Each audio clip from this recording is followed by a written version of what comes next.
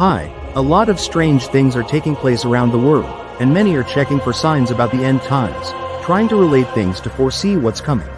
So let's talk about Jesus' second coming, and how that may be related to us.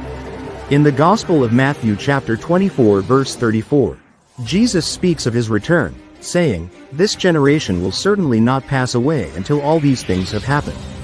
Some have interpreted this to mean that Jesus' return would occur within a generation, often suggesting a time frame of about 40 years, not 70, as the phrase "this generation" typically refers to the people living during the time of the prophecy. The events surrounding the destruction of Jerusalem in 70 AD have led many theologians to believe that Jesus' prophecy was fulfilled during that time. However, despite attempts to pinpoint the exact timing of the end of times, Jesus himself cautioned his followers not to concern themselves with such predictions. In Matthew chapter 24 verse 36 he said, "But about that day or hour no one knows, not even the angels in heaven, nor the Son, but only the Father." This teaches us that our focus should not be on speculating about the future, but rather on living faithfully in the present, guided by his love and teachings. As for the book of Revelation, its authorship has been widely debated.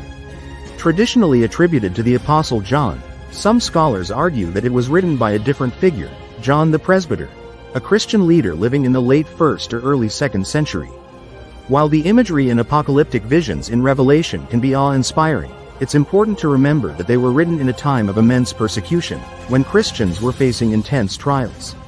Some modern scholars even suggest that the vivid and often disturbing visions in Revelation could have been influenced by the psychological trauma of the time, possibly linked to post-traumatic stress from the brutal experiences early Christians endured.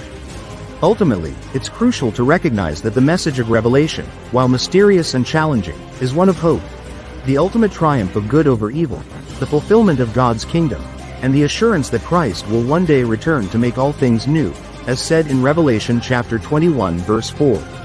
So, rather than focusing on speculations about dates and events that are beyond our comprehension, we should center our attention on Jesus' presence in our lives today. The core message of Christianity is not about predicting the future but about living in the love of Christ right now. Jesus taught us to love God with all our hearts and to love our neighbors as ourselves, according to Matthew chapter 22 verses 37 to 39. These two commandments encapsulate the essence of his message. Let us, then, live with purpose and compassion, using Jesus as our perfect example. By embracing his love, we can bring healing to our broken world and reflect his light in everything we do. The true Christian message is not about waiting for a distant future event but about actively living out his love in the present. May we each open our hearts to his guidance and make the world a better place, one act of love at a time. God bless you.